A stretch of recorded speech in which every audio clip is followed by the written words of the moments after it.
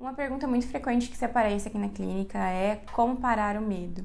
Então, o medo ele não se para. A gente pode aprender a lidar com essa emoção.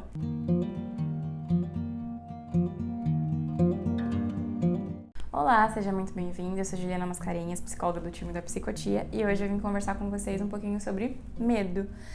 Uma pergunta muito frequente que se aparece aqui na clínica é como parar o medo. Então, o medo ele não se para. A gente pode aprender a lidar com essa emoção. O medo, assim como outras emoções primárias, né, que nós aprendemos ao nascer, como a tristeza, a alegria, o nojo, por exemplo, são emoções inatas e elas são adaptativas, ou seja, em qualquer ambiente ou qualquer cultura que você esteja inserido, você se tem essas emoções.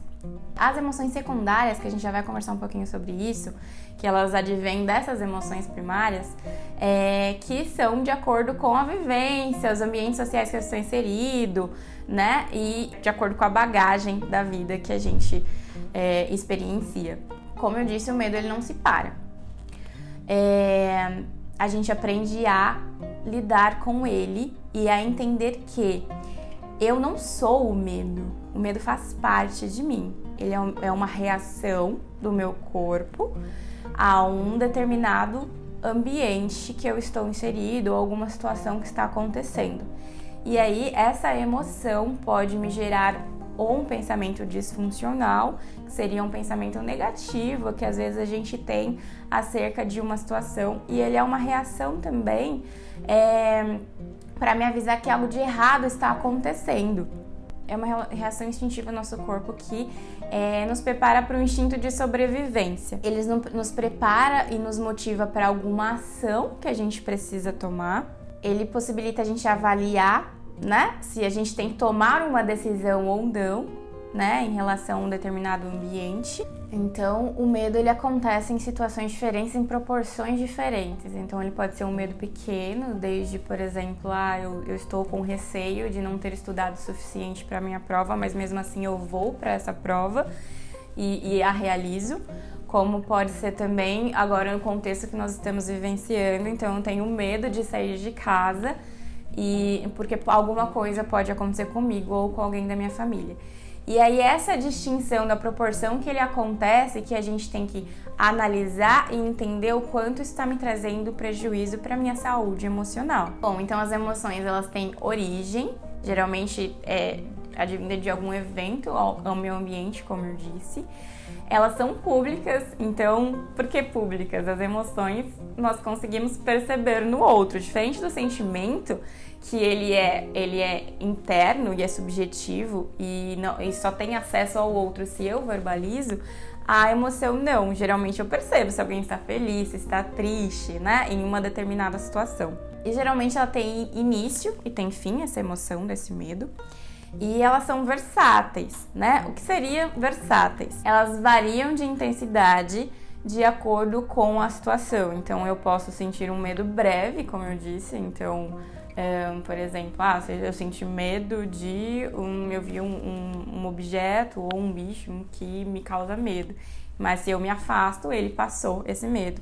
Ou eles podem ter uma longa duração se eu ficar vivenciando emocionalmente aquela emoção. Então, nós entendemos que a emoção, ela é importante. Na dose certa, ela nos ajuda, mas na dose errada, ela nos atrapalha. Toda emoção, ela nos gera uma reação comportamental. E aí que a gente começa a ficar de olho na nossa saúde emocional, né? Então, ela tem o estímulo de, por exemplo, evitar uma situação, ela me causa agitação, ou eu fico fugindo, né, de uma situação. Então, são reações comportamentais que geralmente ocorrem que a gente tem que ficar de olho.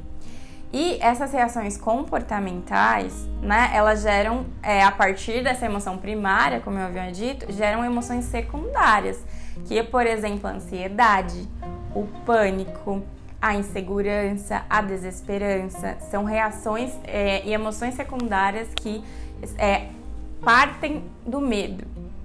E aí que a gente tem que pensar, porque pode me gerar aí, como eu disse, uma patologia, transtornos que têm aparecido com muito mais frequência, né, na nossa sociedade, principalmente no Brasil. A gente está em primeiro no ranking mundial, né, de transtorno de ansiedade, segundo a OMS. Então, como eu lido com esse medo, né?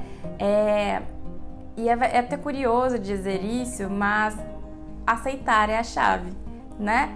E aí nós tendemos a compreender que aceitar é eu entrar no estado de estagnação. Então, eu aceitei que eu tô com medo e eu vou continuar com o meu medo? E na verdade não é isso.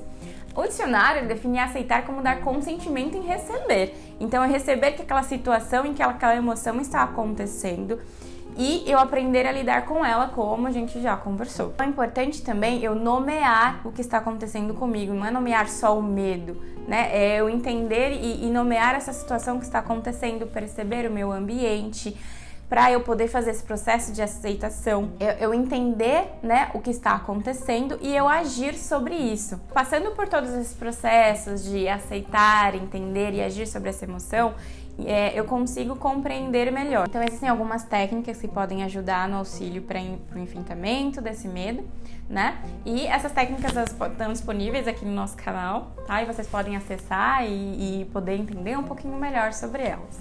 Então, aceitar essa emoção passa pelo processo de consciência de que não é se ela é boa ou ruim, né? Mas essa tentativa de se livrar dela a todo custo que faz esse processo de entrar nessa prejuízo na saúde emocional. Se vocês quiserem entender um pouquinho mais sobre esse tema, nós temos mais sobre esse assunto no nosso blog da Psicotia. Estamos disponíveis também nas redes sociais, no Facebook, no Instagram e agora aqui no YouTube. Se esse conteúdo foi útil para você, não esquece de deixar o seu like, se inscrever no canal e até o próximo vídeo.